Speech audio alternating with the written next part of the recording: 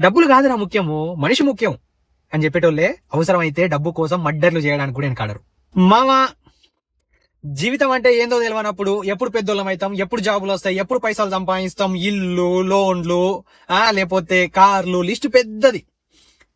కానీ ఒక్కసారి ఆ డిగ్రీ ఏదో కంప్లీట్ చేసుకొని ప్రపంచంలోకి అడుగుపెట్టి అష్ట కష్టాలు పడి నానాక తంటాలు పడి చదివిన చదువుకు సంబంధం లేకుండా ఓ పనికిమాలిన జాబు, ఆ జాబుతో వచ్చే శాలరీ సరిపోక ఈఎంఐలు, లోన్లు, అప్పులు, తిప్పలు. తుని అమ్మ జీవితం ఈ బతకడానికా నేను ఎప్పుడు పెద్దోడైతా అని కలలు కన్నది అని అనిపిస్తుంది. ఎందుకంటే మావా, ఈ కళ్ళతోటి ఈ లోకంలో ఉన్న అన్ని రంగులు చూసినా గానీ మనిషి రంగు ఏంటిది అనేది తెలుసుకోలేకపోతున్నా. నిన్నటిదాకా వాడు చెత్తనా కొడుకు, ఇవాళ పోయిండా పాపం, ఎంత మంచోడుండేనో మనిషి.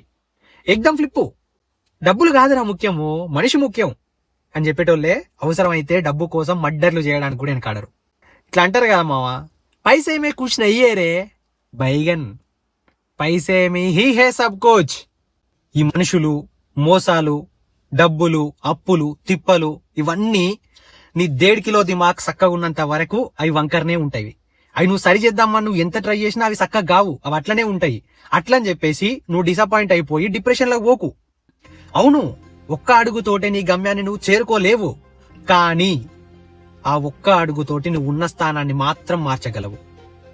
అడుగు వేయడం ఇంపార్టెంట్, ముందుకు పోవడం ఇంపార్టెంట్.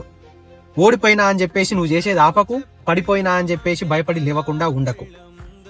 ఉన్నవి రెండే, మంచి లేదా చెడు. నువ్వు చేసే పనిలో నీకు రెండిట్లలో ఏదో ఒకటి ఖచ్చితంగా ఎదురైతుంది. మంచికి మురిసిపోకు, చెడుకు చెదిరిపోకు. నీ మీద నమ్మకం అస్సలు వదులుకోకు. ఎందరో చెప్పిన మాటే కదా